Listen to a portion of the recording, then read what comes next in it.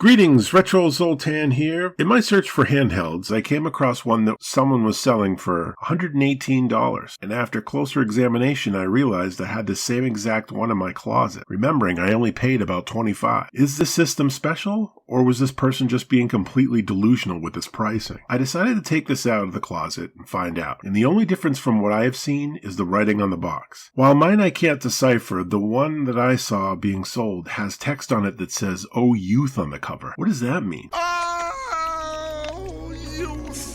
So here it is, the X7M SUP 501 Fun Game Handheld. In all honesty, the box kind of looks exciting. It appears like a solid-looking handheld, even has some coloring that mildly reminds me of the Nintendo Switch. The WOW text, I'm guessing, wouldn't get too many people excited, but the 501 certainly would get attention for those who have never seen this sort of thing before. So let's open this up and see what we can find out about this. So lately when I see a system that says SUP on it, my thoughts turn to sus. Because so far that I have seen, it's on cheap handhelds. And I have nothing against cheap handhelds, honestly, as long as the pricing is fair. Still, the presentation, the way it looks all organized and tucked away when you first open the box, makes it look like you're getting something of real value here. But are you? There's a super long AV cable included that connects to a TV that accepts these sort of connections, which is generous, but keep in mind this isn't HDMI quality, and definitely not stereo sound. The charging cable that it comes with is an old mini USB style, probably the most disappointing of all the USB cables, but not the end of the world. The actual handheld device looks cheap, and when it's in your hands it feels super light. The plastic does feel thick though, to a point where if you hand this off to a kid it has a fighting chance at least. What they call the crystal buttons are fairly small and don't feel very good. Some buttons feel more mashable than others, which again points to the quality of this item. The D-pad is not the worst thing in the world. I felt better, but it's not that great either. On the top left-hand side is a slider or rocker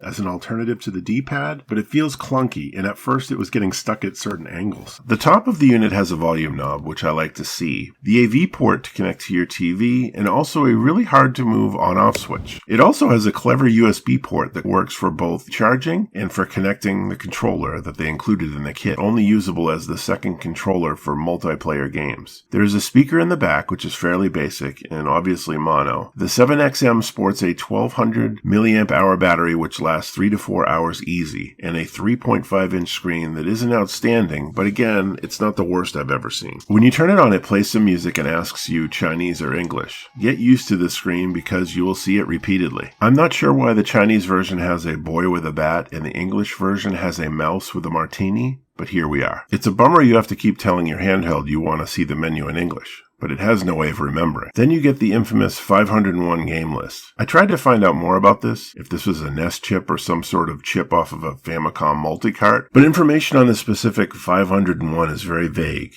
Overall, I feel safe in saying it's just a bootleg chip from China, one of many. This one in particular lists your built-in games off in random order, and then eventually starts alphabetizing, sort of. It's very confusing to find a game you may be looking for, which, not surprisingly, may not be on there. When you can find a good game out of the 500 that's offered, the overall experience can be a good one. The speed of the game appears normal, when other budget systems I've played in the past were either too slow or too fast. Since a lot of these are hacks of originals, things are going to change. What you remember as a blue sky might end up being green.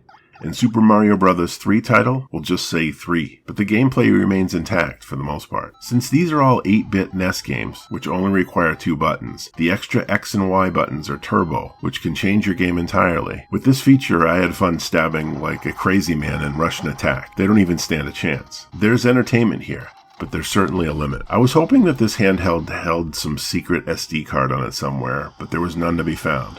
So you're not able to add more games ever. As I messed with this thing, I was starting to have flashbacks of another handheld I reviewed back in 2021 called the G5 Game Player. It's the same exact thing, only with a different housing, and it was only $8, which is considerably a better value. It's a budget handheld that has no options. It's just a quick game grab for a kid at best. The actual design of the handheld I like better than others, But that's all I have to say that's positive, honestly. The fact that it's only $25 should be taken into consideration, I suppose, but there are better multiple game-in-one systems that are more impressive for better prices. So if you're new to this sort of product, I guess in a way this would be a good start. I actually see some people enjoying this product saying things like, "This brings me back to my childhood." Power to you. Honestly, get it please. Just don't buy it for $118. And that's all I have to say about the 7M SUP 501 handheld gaming system. Thank you for watching. Thanks for your support. Please subscribe, and I'll see you next time. Bye.